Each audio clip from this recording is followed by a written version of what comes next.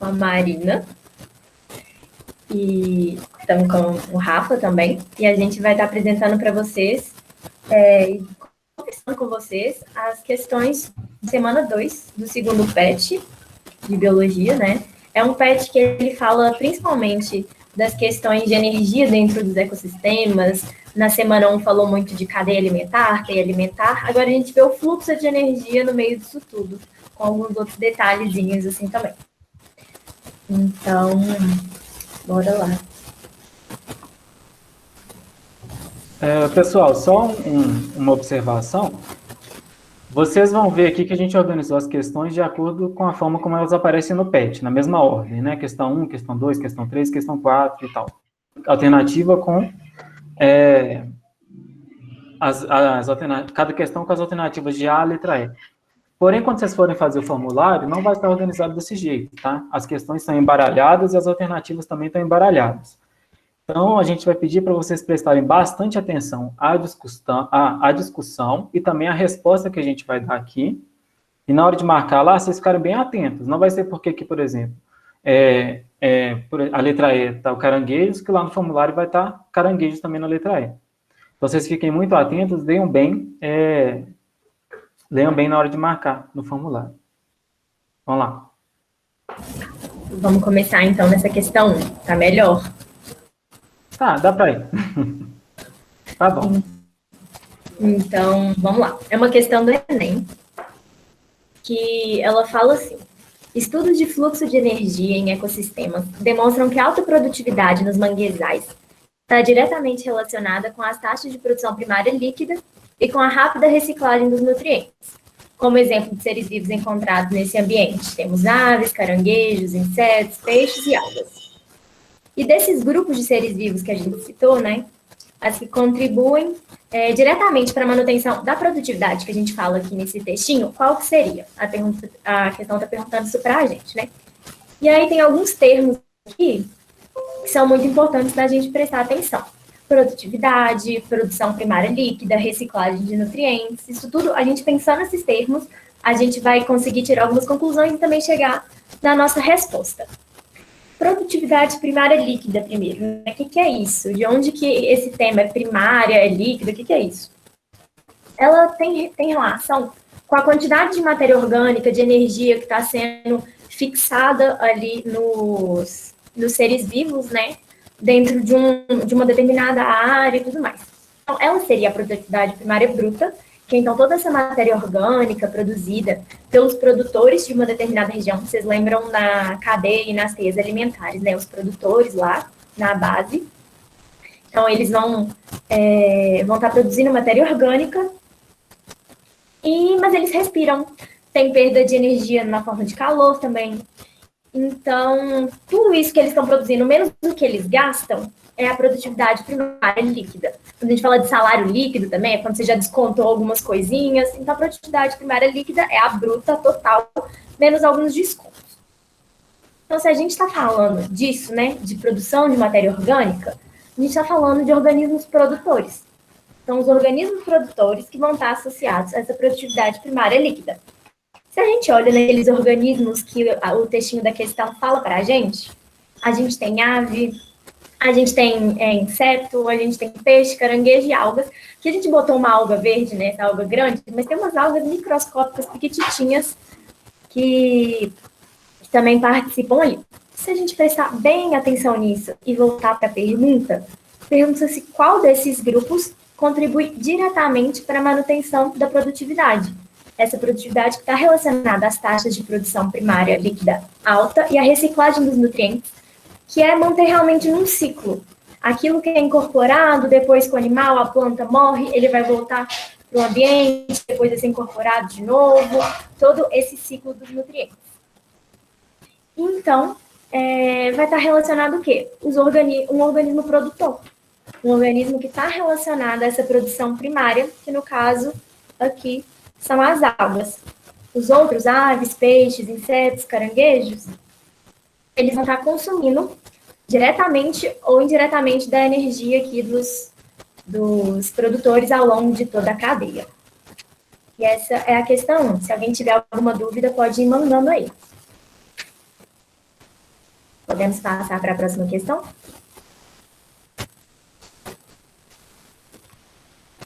Sim. Então tá, gente, vamos para a questão 2. A charge ilustra a transferência de matéria orgânica numa cadeia alimentar. A gente tem aqui ilustrados, né, dois peixes conversando, tem alguns peixes ali no fundo, tem algumas coisas tem dois peixes ali ao fundo da imagem, tem algumas coisas embaixo do peixe, ali, como se fosse no fundo desse sistema, né? E a fala deles é a seguinte: isso é terrível. Se o plâncton entrar em greve, isso vai destruir toda a cadeia alimentar. Pode passar para a gente, Marina, por favor. Vamos para a pergunta. Olha, considerando as setas indicativas de entrada e saída de energia nos níveis tróficos, o esquema que representa esse fluxo tá. A gente tem representados aqui, então, algumas letras, né, que são P de produtores, né, que são os organismos que vão fazer a fotossíntese naquele sistema, ou como a Ana comentou aqui no site, existem também as bactérias que fazem a quimiossíntese. E o que é isso? É produzir energia a partir de outro tipo de energia, no caso a fotossíntese. É produzir energia química, que vai estar armazenados ali na matéria orgânica, né, do ser vivo, a partir da energia luminosa, fotossíntese, produção de energia a partir da luz, certo? Então, os organismos produtores vão ser os que têm essa capacidade. Os produtores, eles vão fixar ali a energia, né, e vão disponibilizar ela para os outros seres vivos que estão naquele ambiente. Esses outros seres vivos que vão se alimentar dos produtores e continuar se alimentando, né, de outros seres vivos, são chamados de consumidores. A gente tem como consumidor primário aqueles seres que são herbívoros, ou seja, que só se alimentam de produtores, certo? Os herbívoros são sempre consumidores primários na cadeia alimentar. Nessa ilustração que a gente está vendo aqui, ó, a gente está vendo a produção de energia pela planta, né, através do sol. A planta vai produzir energia suficiente para ela crescer, né, para ela se desenvolver, que essa energia vai ficar ali como matéria orgânica. Ela vai gastar parte da energia na respiração, ela vai gastar parte da energia para se reproduzir, para se defender de predadores, sintetizar compostos químicos, uma série de coisas. Então, parte da energia produzida vai ser gasta, certo? Outra parte vai ser disponibilizada para quem se alimentar da planta, que no caso aqui é a lagarta, né? A lagarta, um ser herbívoro, vai ser nosso consumidor primário, está se alimentando da planta. E a lagarta também vai gastar energia, ela vai ter que se defender de predador, ela vai ter que... ela também respira, e nesses processos, elas vão liberando energia também. Mas é claro que não libera toda a energia, parte fica acumulada, tanto que a lagarta cresce, né? Ela vai se alimentando e crescendo, crescendo, crescendo, vai formando gordura, e essa gordura está armazenando energia ali. Em determinado momento, essa lagarta é predada, tá? Ela vai ser predada aqui, no caso, por um pássaro. O pássaro vai ser, então, nosso consumidor secundário. Por que secundário? Porque ele se alimenta de um consumidor primário, certo? Então, o consumidor secundário é aquele que se alimenta dos herbívoros, certo? O pássaro, ele é o nosso consumidor secundário, ele vai estar consumindo aquela energia que estava disponível ali na lagarta e também vai gastar energia para voar, vai gastar energia para se reproduzir, enfim, para respirar, vai gastar energia para uma série de coisas. A energia que não for gasta vai ficar armazenada no pássaro e, caso esse pássaro seja predado, vai estar disponível para a cobra, que vai ser o nosso consumidor terciário aí no caso. Então, olha, a energia que foi produzida a partir lá da luz do sol vai passando de nível em nível, sempre para o nível seguinte, tá? Então, a energia só passa para o nível seguinte. Por isso, o fluxo de energia é chamado de unidirecional. Ele vai em uma única direção. Vale a pena a gente lembrar também que a gente não pode esquecer que existem os seres decompositores, né?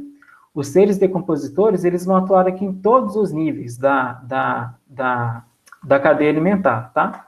Eles vão atuar em todos os níveis, fazendo o quê? A reciclagem daquela matéria orgânica que não foi consumida, né? Que ela está ali disponibilizada no ecossistema. Vamos passar, Marina? Isso aí, só lembrando, os decompositores, eles só não vão ser produtores, então, né? Isso. Não fica nesse nível. Exatamente. Que vão ser principalmente os fungos e as bactérias, né? Vamos voltar lá para a questão, gente. considerando as setas indicativas de entrada e saída de energia nos níveis tróficos, o esquema que representa esse fluxo é... Bom, a gente acabou de ver que o fluxo de energia é unidirecional, né? Então, a gente espera que as setas, elas só ocorram em uma direção. Então, por exemplo, a alternativa A e a alternativa D aqui, elas têm setas em duas direções. Olha, a mesma seta no mesmo nível está em duas direções. Então, elas já estão erradas, tá? Ok. A gente sabe também que a transferência de energia na cadeia alimentar, ela não é cíclica, tá? O produtor, ele não vai consumir a energia que é disponibilizada pelo consumidor terciário, como é o exemplo aqui, ó, da letra B e também da letra D. Então, essa transferência não ocorre em um ciclo, ela ocorre de forma direcional. Como é que fala? Enfim, ela vai só em uma direção. Ela vai só em uma direção, então a gente já pode descartar a letra A, a letra B e a letra D. Sobra para a gente, olha, a letra E e a letra C. Vamos analisar as duas.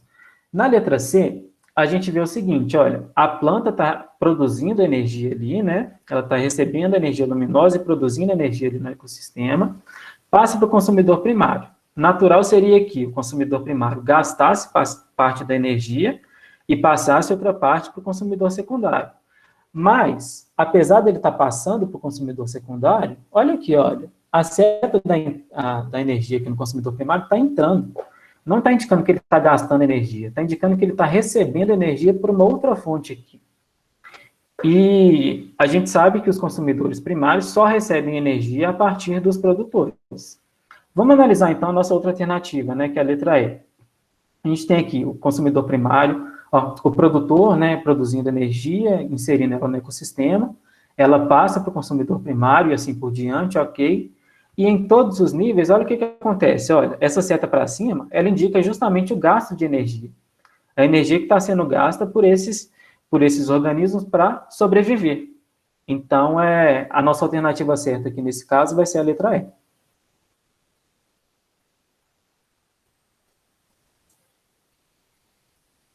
Deixa eu ver. Gente, só para perguntar, caso vocês tenham ficado com dúvidas, vocês têm liberdade total, tá? Para perguntar e tal, porque esse é o momento de vocês tirarem dúvida. Depois, se vocês forem ver a matéria de novo, vocês vão ter a resposta lá, mas às vezes ficou uma coisa que não está tão claro, e não é legal, né? Vamos tirar as dúvidas que vocês tiverem nesse momento aqui já com a gente. Planta carnívora é produtor ou consumidor? Como é que é, Vitor? Você pode repetir, por favor? Planta carnívora é consumidor ou produtor? A planta carnívora é um caso excepcional. Por ela ser carnívora, ela é consumidora, né? Ela está consumindo energia, geralmente, daqueles insetos.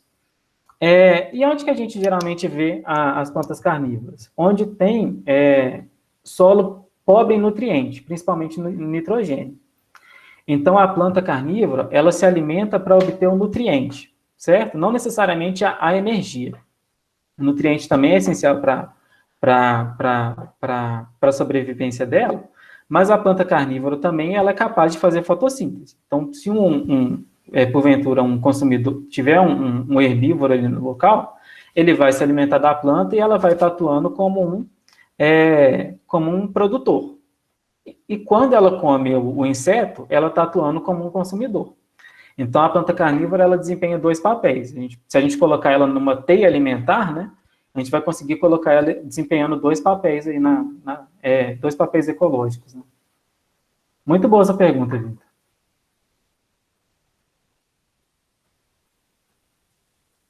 Então, se alguém tiver mais dúvida, pode colocar no chat, tá? Mas vamos seguir para não prolongar demais. Aí a terceira questão é uma outra questão do Enem também. E ela fala que diversos estudos têm sido desenvolvidos para encontrar soluções que minimizem o impacto ambiental de eventuais vazamentos em poços de petróleo, que liberam hidrocarbonetos potencialmente contaminantes. Alguns micro-organismos podem ser usados como agentes de biorremediação nesses casos. E aí pergunta, né, esses micro-organismos usados para biorremediação, que capacidade que eles precisam ter, né, que característica que eles precisam ter para conseguir fazer isso? A primeira coisa aqui que a gente pode pensar, né, que é hidrocarboneto, ali nesse petróleo, não sei se vocês já viram isso na química. O hidrocarbonetos são moléculas formadas basicamente por carbono e hidrogênio, Czinho e Hzinho, e são moléculas apolares. Isso é muito importante quando a gente fala, por exemplo, de um vazamento de petróleo na água, porque a água é polar, esses hidrocarbonetos são muito apolares, então eles formam grandes manchas e ficam juntinhos, não se misturam na água. Então, isso é muito prejudicial, além do que, como o próprio texto fala, alguns deles podem ser tóxicos. Então, Yasmin perguntou o que quer dizer apolar. Vocês vão aprender isso bem certinho na química, mas as moléculas, elas têm uma polaridade, dependendo da constituição delas, os elementos que estão ali, vai desenhando uma molécula de uma certa forma e elas vão interagir com umas e com outras de formas diferentes. A gente fala que a água, por exemplo, ela é polar, enquanto esse daqui é apolar. Então, elas não interagem muito bem entre si. É isso que a gente precisa pegar aqui agora. Mas se ficar com alguma dúvida a mais, você pode mandar aí de novo. E aí, por exemplo, a gente teve aqui no Brasil aquele grande vazamento, assim, né, derramamento de óleo há um tempinho atrás, que formava manchas, a gente via as manchas chegando na praia, teve caso de animal morrendo, de muito peixe, né, morrendo por conta disso, então tem uma grande questão ambiental por trás disso. Mas vamos voltar para a questão, então. A biorremediação é o processo pelo qual os organismos vivos, por exemplo, micro-organismos, fungos, plantas, algas verdes, não todos eles, mas alguns, ou só as enzimas desses organismos, isoladas, assim, são usadas para reduzir ou remover, que é isso que significa remediar, contaminações no ambiente. Então, a gente precisa de organismos, né? Essa capacidade aqui que a gente está buscando na resposta vai estar associada a tirar ali do oceano, por exemplo, ou reduzir a quantidade desses hidrocarbonetos que estão ali, que estão prejudicando o ambiente. Então, vamos ver as alternativas. Assim. Vou ler de novo esse comando, né? Então, os micro-organismos adequados à biorremediação devem apresentar a capacidade de excretar hidrocarbonetos solúveis. A gente está querendo diminuir a quantidade ali de hidrocarboneto na água. Aqui está falando de hidrocarbonetos solúveis, então, teoricamente, eles estariam ali realmente dissolvendo na água, mas a gente não quer aumentar a quantidade. A gente não quer excretar hidrocarbonetos. A gente quer tirar eles mesmo daquele ambiente. Então, a letra A, ela está incorreta. A letra B fala de estabilizar quimicamente os hidrocarbonetos. O que é quando um composto, uma molécula, ela está quimicamente estável, ela não vai querer sair reagindo com tudo. Ela está ali na dela, não vai querer se ligar, não vai querer ficar fazendo um tanto de reação química. Realmente, ter algo mais estável, no momento que você está tentando conter, né, o impacto ambiental ali no oceano, é importante, mas você não vai realmente estar tirando esses hidrocarbonetos. E o grande problema deles não é nem sair reagindo com tanta coisa assim. Então, essa também não é o que a gente está procurando, né? A letra C fala utilizar hidrocarbonetos em seu metabolismo. Quando a gente fala metabolismo, o que a gente está querendo trazer, né? Metabolismo tem a ver com transformações que vão acontecer ali no corpo do organismo. E essas reações, essas transformações, elas podem ser tanto para formar coisas novas, quanto para quebrar coisas que já existiam em outras. E normalmente essas quebras, elas liberam energia.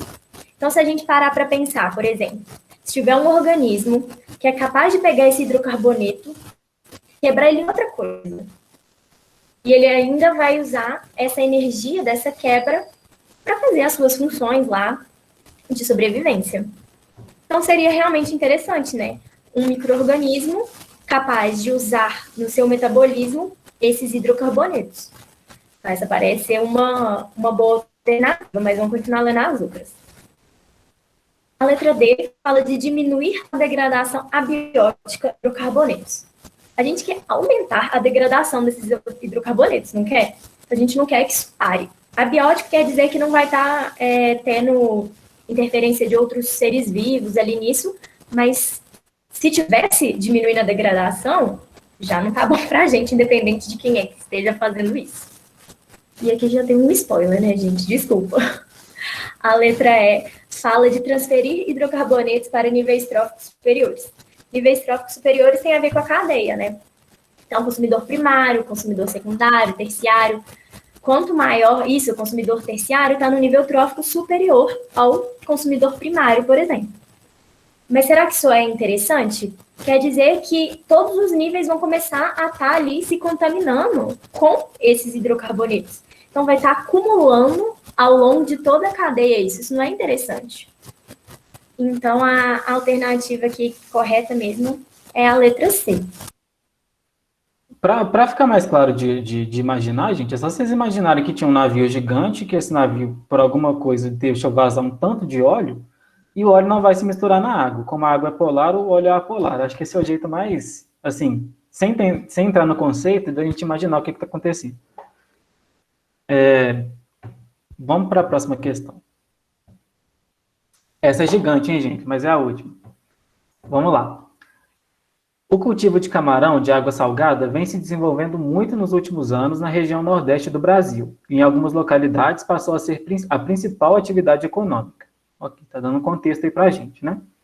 Uma das grandes preocupações dos impactos negativos dessa atividade está relacionada à descarga, sem nenhum tipo de tratamento, dos efluentes dos viveiros diretamente no ambiente marinho, em estuários ou em manguezais. Esses efluentes possuem matéria orgânica particulada e dissolvida, amônia, nitrito, nitrato, fosfatos, partículas de sólidos em suspensão e outras substâncias que podem ser consideradas contaminantes potenciais. Vamos passar, por favor. Essa questão, gente, ela vai falar um pouco assim de condição abiótica, ela não vai... Mentira. ela vai sair um pouco dessa coisa de cadeia alimentar, de nível trófico, e vai focar mais no efeito ali no sistema. Vamos lá. Suponha que tenha sido construída uma fazenda de carcinicultura, que é a criação de camarões, próximo a um manguezal. Entre as perturbações ambientais causadas pela fazenda, espera-se que... Marina, você pode passar para a gente voltar a ver o que tem nos efluentes? Olha, esses efluentes possuem matéria orgânica particulada e dissolvida, certo? Então, eles vão ter tanto a matéria orgânica que vai estar ali, a gente vai estar visível na água, né? Quanto a que vai estar toda dissolvida. Entre essa que vai estar dissolvida, vai ter amônia, nitrito, nitrato, fosfato, partículas de sólido em suspensão, que já vai ser a particulada, né? Entre outras substâncias que podem ser consideradas contaminantes potenciais. Então, aquilo ali, pensa, caindo isso aí tudo no manguezal, pode dar um desequilíbrio ecológico gigantesco, né? Vamos passar. Vamos para as alternativas agora, gente. Letra A. Espera-se que a atividade microbiana se torne responsável pela reciclagem do fósforo orgânico excedente no ambiente marinho. Tá. Para a gente responder, para a gente analisar isso direitinho, é importante a gente ver, dar uma relembrada no ciclo do fósforo, né? Eu não sei se vocês chegaram a ver isso no ensino fundamental, mas vamos dar uma olhadinha aqui, olha. O fósforo, né, quando ele está presente no corpo dos seres vivos, ele está na forma de fosfato, né, a forma orgânica do fósforo, associada com oxigênio. Esses fosfatos, eles vão ser eliminados, né, eles vão ser eliminados pelos organismos, né, pelas fezes mesmo, né, pela excreção, e também nos organismos vegetais, a decomposição vai liberar os fosfatos no solo, certo? Esse fosfato vai ou ficar ali no solo, ou vai escoar para os corpos d'água, né? Acabar caindo lá no oceano. Vai ser carregado até no oceano.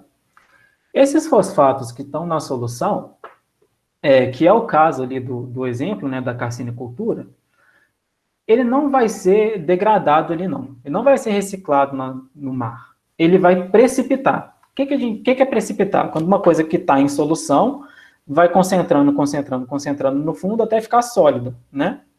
Então, esse fosfato vai precipitar, vai penetrar no solo marinho e ao longo de milhares ou talvez milhões de anos, eles vão estar ali compondo rochas, né? Compondo as rochas no solo. À medida que vai ocorrendo o tectonismo, essas rochas vão subindo, tá? Elas vão subindo de que forma? Ou vão formar montanhas, ou elas vão ficar aqui, ó, próxima às raízes dos vegetais. E esse fosfato aqui no solo, ele pode ser, então, assimilado pelas raízes. O que é ser assimilado? É ser absorvido e vai passar a constituir algum composto orgânico ali dos vegetais, certo? E os vegetais é que vão disponibilizar de novo esse fosfato para a cadeia, certo? Esse fosfato vai, então, ser disponibilizado de novo para os outros seres vivos. Olha aqui, gente, quem está fazendo a reciclagem aqui do fosfato? Vocês acham que são os micro-organismos aqui da solução? Esses micro-organismos, na verdade, não estão fazendo nada, né? Eles estão vendo o fosfato lá e falam, opa, deixa para lá. O fosfato está todo descendo ali para o fundo. Quem está fazendo a reciclagem do fosfato aqui, ó, são os vegetais. Eles que estão absorvendo pela raiz e formando os compostos ali no corpo deles, que vai, depois os animais vão se alimentar e tal. Então, quem faz a reciclagem de fosfato no solo são os vegetais. Tá? Então, essa parte aqui da atividade microbiana tá no ambiente marinho não está certa. Essa alternativa está errada. Letra B. A relativa instabilidade das condições marinhas torna as alterações de fatores físico-químicos pouco críticos à vida no mar. Olha, eu não sei se eu posso falar isso com certeza, mas eu acredito que os biomas oceânicos sejam os mais estáveis, talvez, do planeta Terra. Porque, beleza, pode ser que ao longo do ano a temperatura ali varie alguns graus, mas não vai variar tanto a temperatura, você vai ter uma salinidade que é relativamente constante também, você vai ter um pH da água que também não vai variar tanto, você vai ter geralmente os mesmos tipos de seres vivos vivendo ali, você vai ter a mesma coloração da água, você vai ter a mesma quantidade de sol entrando, pelo menos muito parecida, né? A quantidade de sol entrando. Então, a gente pode considerar que os ambientes marinhos são até bem estáveis, tá? Por exemplo, quando você tem alguma perturbação ambiental, vamos lembrar lá da questão anterior, no caso dos hidrocarbonetos. Você vê que tem uma mortalidade, assim, gigantesca de alga, tem uma mortalidade gigantesca de corais, que são muito sensíveis, né? Tem mortalidade gigantesca de animais, das aves que se alimentam desses animais marinhos. Então, os ambientes marinhos, eles são bem sensíveis a perturbações ambientais. Então, elas são muito críticas, tá? As alterações de fatores físico-químicos são muito críticas à vida no mar. Essa alternativa também está errada por conta disso. Letra C. A amônia excedente seja convertida em nitrito por meio do processo de nitrificação e em nitrato, formada como produto intermediário desse processo. Vamos dar uma olhadinha agora no ciclo do nitrogênio? A gente já falou do fósforo e eu vou falar agora do nitrogênio. O nitrogênio, a gente sabe, né, que ele é um gás que está disponível na atmosfera, na forma de N2, é o gás mais abundante da nossa atmosfera. E por ele estar presente na atmosfera, ele também está presente no solo, certo? Esse nitrogênio presente no solo, ele pode ser absorvido por alguns vegetais, principalmente por meio da associação com bactérias fixadoras de nitrogênio, certo? Essa associação acontece mais nas leguminosas, e o que vai acontecer? Essas bactérias vão ser capazes de pegar esse nitrogênio que está disponível no solo, na forma de gás, e disponibilizá-la para a planta assimilar, certo? Para a planta, aliás, a bactéria vai fixar ele, passar ele para dentro do organismo, e a planta que vai assimilar, vai passar ele para um composto orgânico. Beleza? E a planta vai ser comida e tal, beleza. Quando ela for comida, ela vai passar para o corpo do animal, e esse animal ou vai ser comido, ou então ele vai morrer, né? Ou ele vai, enfim, excretar o nitrogênio. A ureia, por exemplo, ela tem nitrogênio. Quando esse animal excretar a ureia, mas a ureia é isso, mas quando ele morrer, ele vai secretar amônia. Tá? Os decompositores vão produzir amônia a partir do corpo desse animal. Essa amônia produzida, ela vai sim sofrer o processo de nitrificação, como fala na questão. Então, beleza, a amônia sofre nitrificação. Mas vamos lembrar o que a questão fala? Fala que a nitrificação aqui, olha, a amônia vai ser convertida em nitrito e em nitrato, que vai ser um intermediário desse processo. Vamos olhar lá o ciclo. Olha, a gente tem aqui embaixo. Obrigado por apontar, Mariana. Estou apontando aqui com o meu mouse como se desse para ver. A gente vai ter a amônia aqui sendo transformada primeiro em nitrito, olha, pelas bactérias nitrificantes, e depois em nitrato. Então, está invertida a ordem. A pegadinha dessa questão está só na ordem das reações. Então, o intermediário aqui vai ser o nitrito e não o nitrato, tá? Essa parte aqui, ó, nitrato como produto intermediário, está errado. Então, também não é a letra C. Vamos para a questão D. Os efluentes promovam o crescimento excessivo de plantas aquáticas devido à alta diversidade de espécies vegetais permanentes no manguezal. Vocês já viram manguezal? O manguezal é um bioma assim, olha, ele tem uma vegetação que entra em contato direto com a água aqui do mar. Olha como que são essas plantas, olha, vocês veem muita diversidade aqui? Elas são muito parecidas. Por que elas são muito parecidas? Porque não é qualquer planta que resiste ao contato com a água salgada, né? Essas raízes, olha, essas plantas, elas têm uma série de raízes, assim, que são bem especializadas também para conseguir respirar, tá? Elas têm essas ramificações para cima para captar o oxigênio do ar. Elas são chamadas de pneumatóforos, se eu não me engano, para que a planta consiga absorver o oxigênio do ar. Então, olha, não é toda planta que tem essas estruturas, não é toda planta que consegue absorver o oxigênio, tanto oxigênio assim do ar, assim, pelas raízes. Então, são plantas extremamente especializadas, tá? Com isso, por elas serem muito especializadas, a diversidade de espécie vegetal é bem reduzida. São poucas espécies diferentes que você vê ali. Você pode ver muitos indivíduos, mas são indivíduos de poucas espécies. Não é como se você fosse, por exemplo, na floresta amazônica, que tem milhares e milhares e milhares de espécies vegetais ali.